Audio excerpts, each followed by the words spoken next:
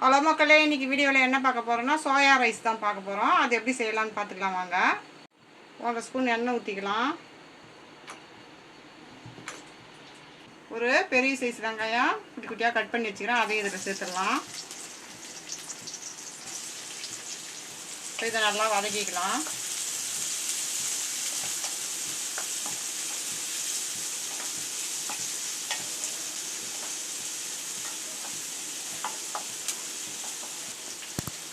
ஒரு பச்சை மிளகாய் கட் பண்ணி வச்சுக்கிறேன், அதையும் இதில் சேர்த்துக்கலாம்.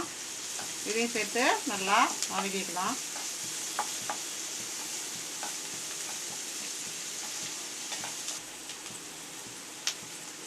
ஒரு ஸ்பூன் இஞ்சி பூண்டு தட்டி வச்சுக்கிறேன், அதையும் சேர்த்துக்கலாம். இதையும் சேர்த்து நல்லா வதக்கிக்கலாம்.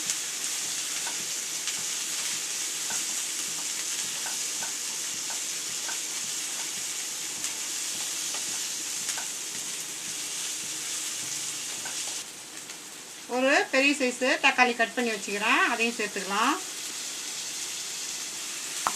இதையும் சேர்த்து நல்லா வதக்கிக்கலாம்.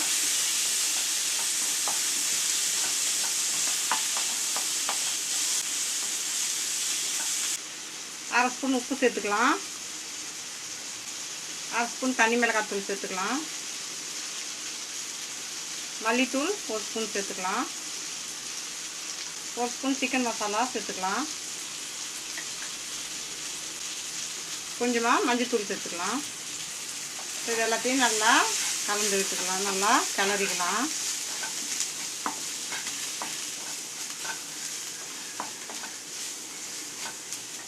இப்போ நம்ம வெந்நீரில் ஊற வச்ச சோயாவை வந்து புழிஞ்சி எடுத்ததை இதில் சேர்த்துக்கலாம். இதையும் சேர்த்து நல்லா மசாலா வர எல்லாத்தையும் வந்து கலந்துக்கலாம். இந்த மசாலா பச்சை வாசனை போகிறதுக்கு கொஞ்சமாக தண்ணி சேர்த்துக்கலாம். அதில் இதையும் சேர்த்து நல்லா கிளறி விட்டுடுங்க.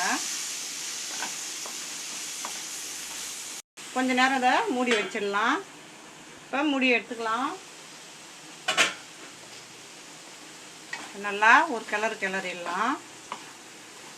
இப்போ 3/4 கிலோ அளவு ஒயிட் ரைஸ் வச்சுக்கிறேன், அதை இதில் கலந்துக்கலாம். இதை சேர்த்து நல்லா கிளறிக்கலாம். கொஞ்சமாக கருவேப்பிலை சேர்த்துக்கலாம். இப்போ இதை கிளறி விட்டுக்கலாம். அவ்வளோதான், நம்மளுடைய சோயா ரைஸு சூப்பராக ரெடி ஆகிடுச்சு. இப்போ இதை ஒரு பிளேட்டுக்கு மாற்றிக்கலாம்.